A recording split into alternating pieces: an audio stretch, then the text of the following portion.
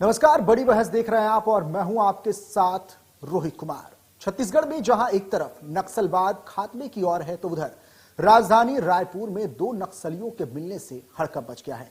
राजधानी जयपुर में दो नक्सलियों का लंबे समय से रहना यहां के लोगों और सरकार की नक्सलवाद को खत्म करने की नीतियों के लिए चुनौती साबित हो सकता है।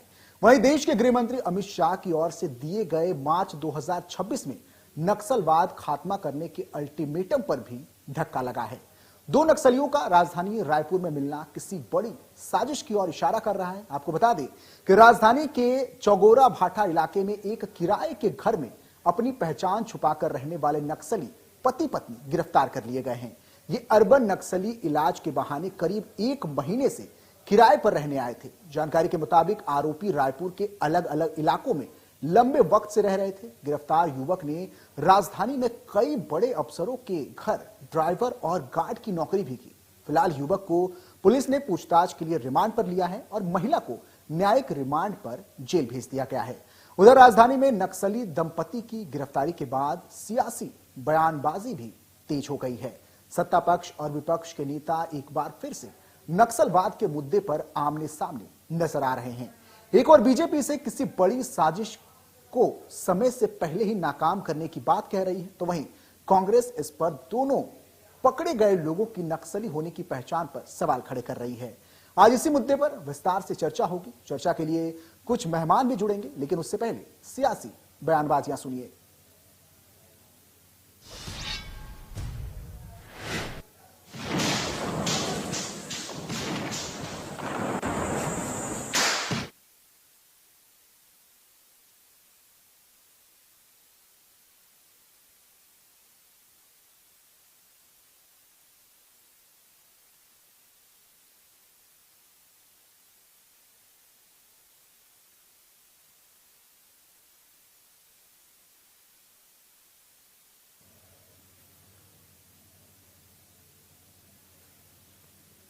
तो नक्सली दंपति की गिरफ्तारी पर लगातार सवाल उठाए जा रहे हैं, लेकिन गृह मंत्री अमित शाह ने जो दावे किए कि 2026 तक नक्सलवाद को खत्म कर दिया जाएगा, उस दावे पर अब प्रश्न चिन्ह खड़ा किया जा रहा है। रायपुर में मिले दो नक्सल दंपति के मिलने के बाद लगातार राजनीतिक बयानबाजियां भी शुरू हो गई हैं। संकल्प होगा पूरा, नहीं रहेगा अधूरा। माननीय अमित शाह जी ने जो संकल्प लिया है कि हम मार्च 26 तक नक्सलाइट खत्म कर देंगे और इस स्तर पे कार्य चल रहे हैं। मैं छत्तीसगढ़ की विष्णुदेव साय सरकार को, हमारे माननीय गृह मंत्री जी को, पुलिस विभाग को धन्यवाद करता हूं कि उन्होंने इस और कदम आगे बढ़ा करके जो काम कर रहे हैं वो सराहनीय कार्य है।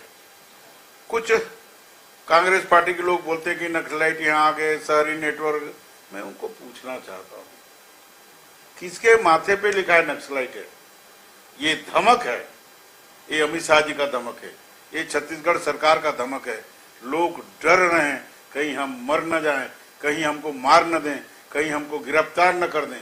इसी के डर से इधर उधर भाग रहे हैं और कोई आके ड्राइवरी कर रहा है, कोई किसी के यहाँ बर्तन मांज रहा है, कोई किसी के यहाँ नौकरी कर रहा है।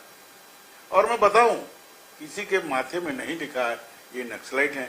कब मेरे घर में आ जाएगा, कब कांग्रेस भवन में मिल जाएगा, कोई उसका नियति फिक्स है क्या? और यदि कांग्रेस वाले पहचानते हैं नक्सली कौन है तो इतने दिन से कर क्या रहे? क्या है अब पुरंदर मिश्रा जी मंत्री तो बनाए नहीं, तो मुझे लगता है अपनी मानसिक संतुलन खो बैठे। लेकिन जिस तरह से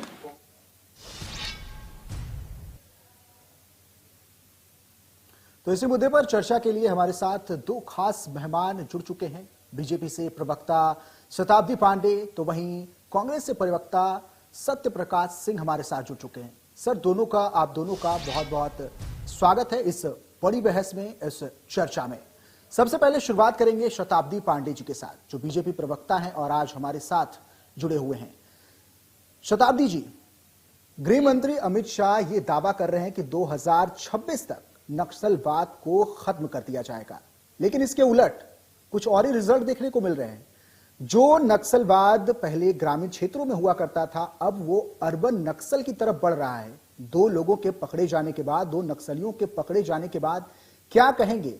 कहां पर चूक हो रही है?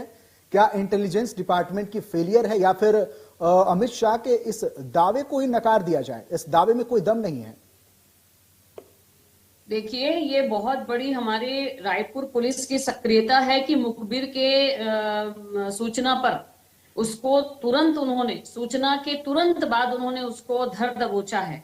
ये हमारे पुलिस की, जो हमारे भाजपा शासन के अंतर्गत जो पुलिस है सरकार की, उसकी बहुत बड़ी सफलता है। दूसरी बात, जो हमारी जो इन्वेस्टिगेशन है स्टेट लेवल की SIA, इसकी भी ये बहुत बड़ी सफलता है और अब SIA को सौंप दिया गया है मामला और इसके बाद और गहनता से इस पे जांच होगी और पता होगा। लेकिन ये कह देना कि ये दावा खोखला है, ये सब मुझे हास्यास्पद लग रहा है आप जो कह रहे हैं जी। क्योंकि देखिए, पिछले 20 महीनों में आप देखेंगे तो 450 से अधिक नक्सली मारे गए, जिसमें 14 शीर्ष नेता थे इनके। इसके अलावा आप देखेंगे तो पिछले एक वर्ष में 380 से ज्यादा नक्सली ढेर हुए जी। और 2023 से अब तक लगभग 1700 से अधिक ने आत्मसमर्पण किया है।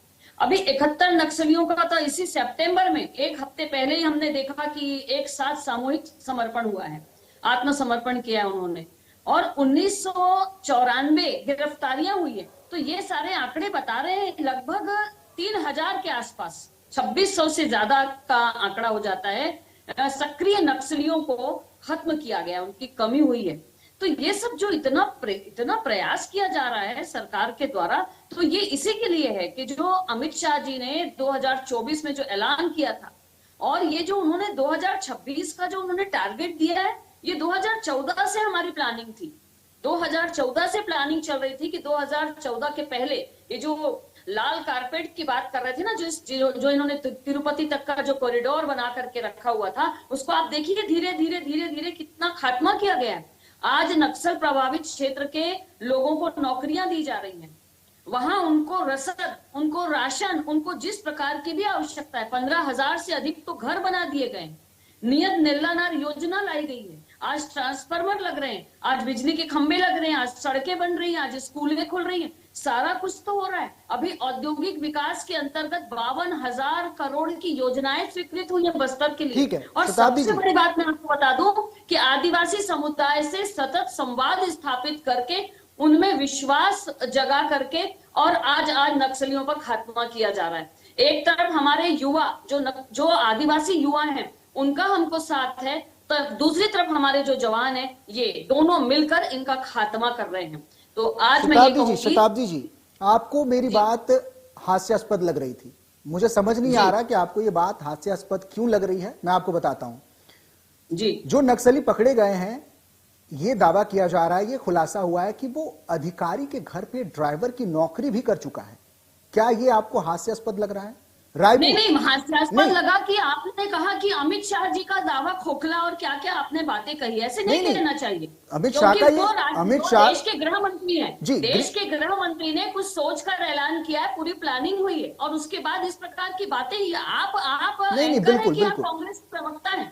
बिल्कुल, गृह मंत्री ने यह दावा किया कि 2026 तक नक्सलवाद को खत्म कर दिया जाएगा, लेकिन इसके तुरंत बाद राजधानी में, रायपुर में, और वो भी ऐसे दावे की, आप ये देखिए, अभी हमारी सरकार की ये सफलता है, उनको खोज लेना।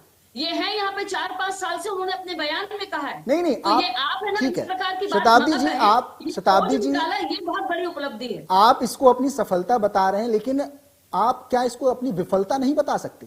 क्या ये विफलता नहीं है? इसके माध्यम से हम और खोजेंगे और हमारी बहुत बड़ी सफलता निकलेगी कि ये 4-5 साल पहले से कांग्रेस के शासन काल से कितने ऐसे यहाँ पर आकर, क्योंकि अभी मैंने एक बाइट में सुना, एक कांग्रेसी कोई कह रहे हैं, कोई हमारे कांग्रेस के पदाधिकारी, कि ये नक्सली है, ये आप कैसे कह सकते हैं? तो आप मुझे ये बताइए, तो क्या वो कांग्रेस के कार्यकर्ता है? अगर वो नक्सली नहीं है तो जब वो स्वीकार कर रहे हैं कि उनका नक्सल से संबंध है, जब उनके पास से बंदूक निकल रही है, जो स्वयं स्वीकार कर रहे हैं, उसके बाद किसी कांग्रेस के पदाधिकारी द्वारा ये कहना कि वो तो नक्सली है कि नहीं है, ये कैसे कह दिया आपने? शताब्दी जी, कांग्रेस के कार्यकर्ता है? शताब्दी जी, आपकी सारी बातें एक्सेप्टेबल है। मैं आपसे एक सवाल पूछना चाहता हूं, क्या अधिकारी के घरों पे, अधिकारी के जो क्वार्टर्स होते हैं, वहां पे अगर कोई काम करने जाता है, क्या उसकी जांच होती है या नहीं?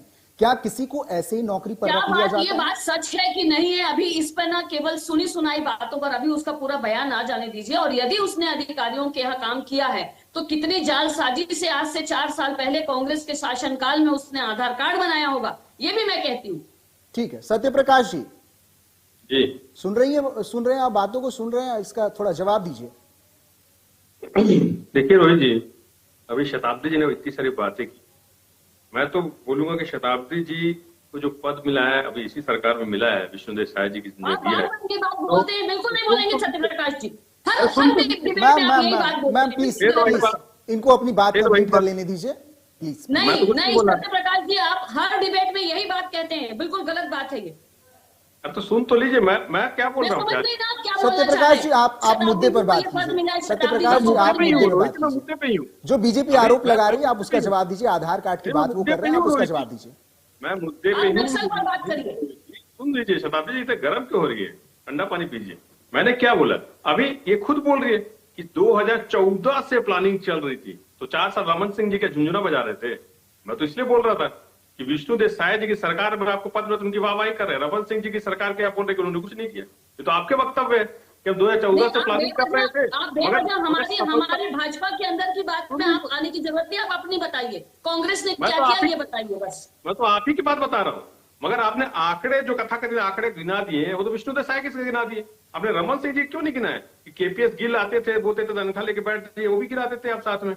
रमन सिंह जी बोलते थे कि सुनिए, मेरा दिल रमन का सिंह वादा जी के नहीं समय करता। मैं स्वयं महिला आयोग की सदस्य थी, मैं सुनिए, स्वयं सलवा जुर्म के क्षेत्र में काम कर रही थी। रोहित जी, सत्यप्रकाश जी, आप सुनिए मेरी रोहित जी, बात। काम कर और उस लीजिए। समय हमको केंद्र से सहयोग नहीं मिलता था, आप क्या बात कर रहे हैं?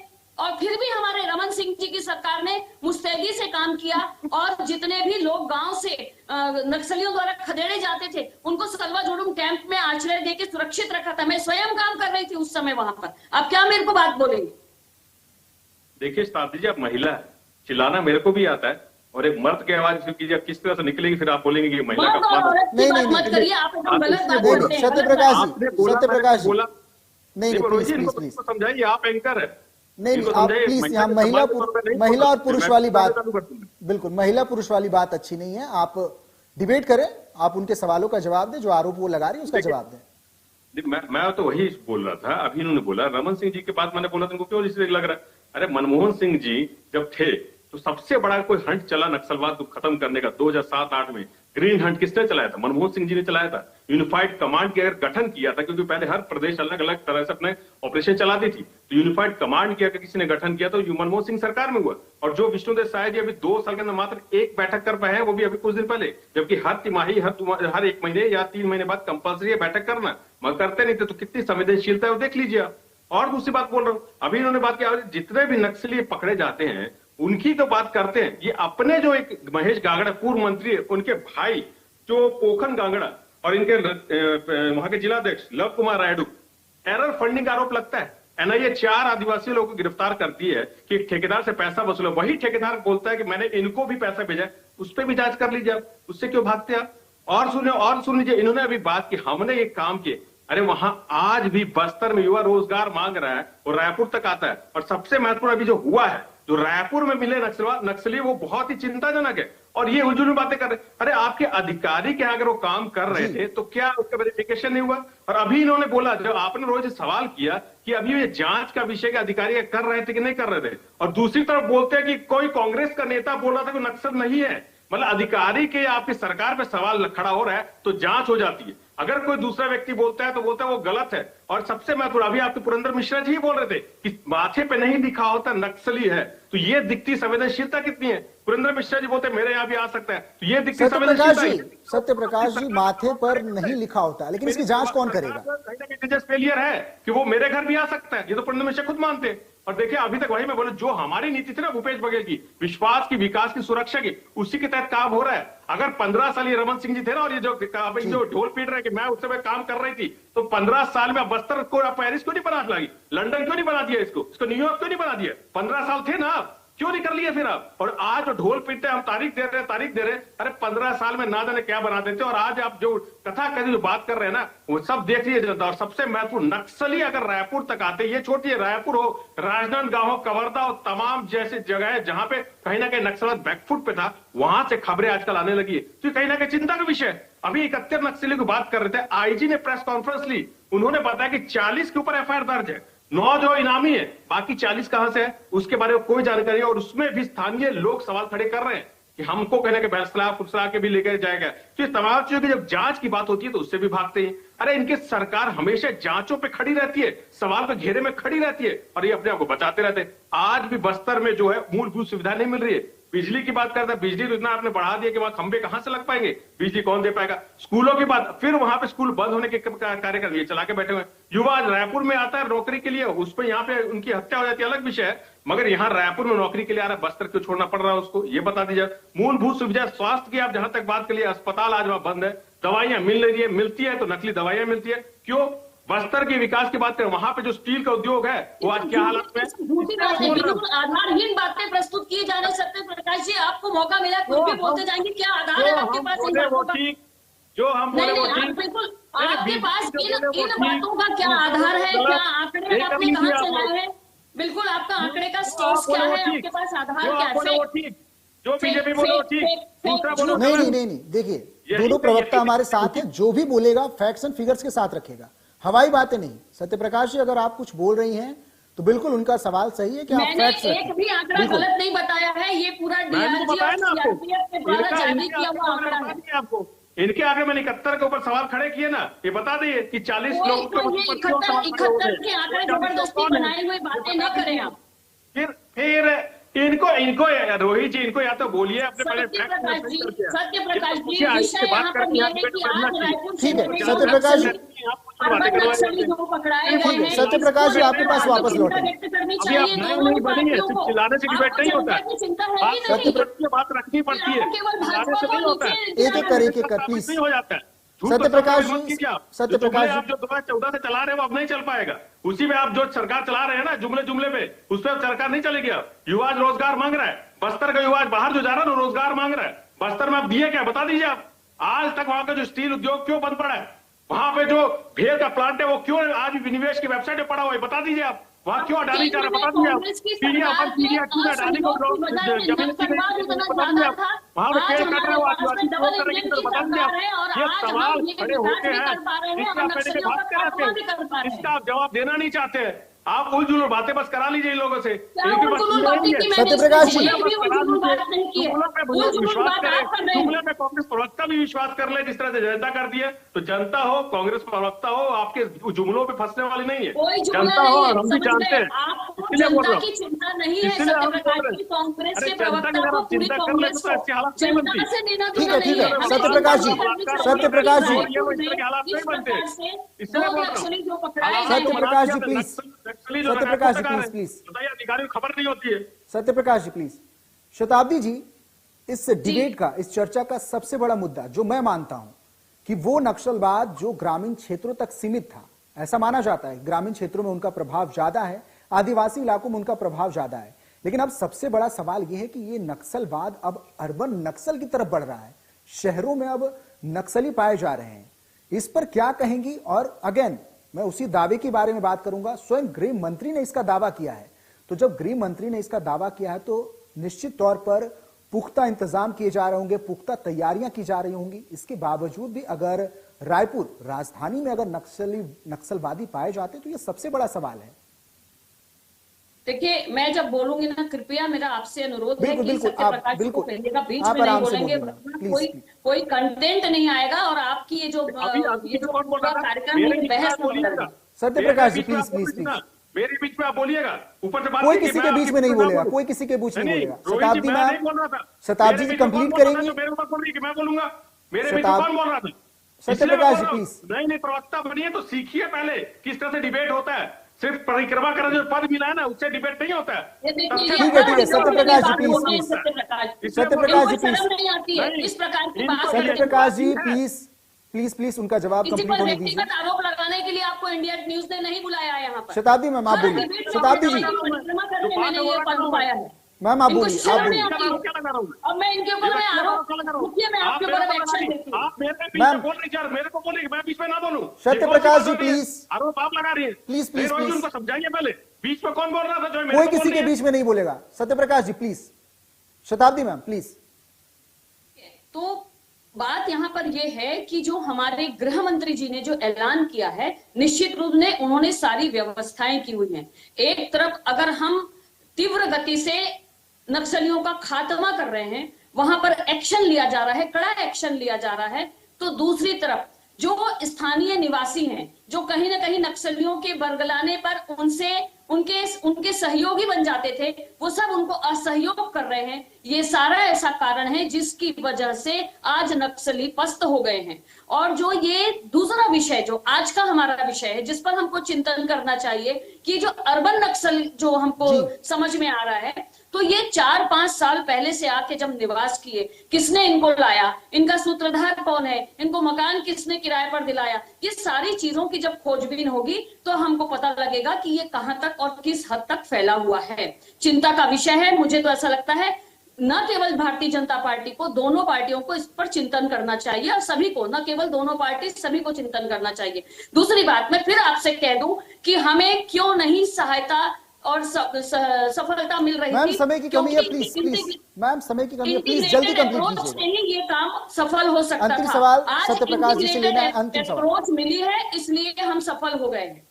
सत्यप्रकाश जी, आप किस तरह से देखते हैं इस अर्बन नक्सल को, आप किस तरह से देखते हैं, और गृह मंत्री के इस दावे को कांग्रेस किस तरह से देखती है? देखिए रोहित जी, मैं एक चीज और बोल दूं, दावे की बात कर देता हूं। 2022 तक शॉर्ट में कंप्लीट कीजिएगा सत्यप्रकाश जी, शॉर्ट में। 2022 तक की बात की थी ना, तो किस तरह से पूरी जनता भरोसा करेगी?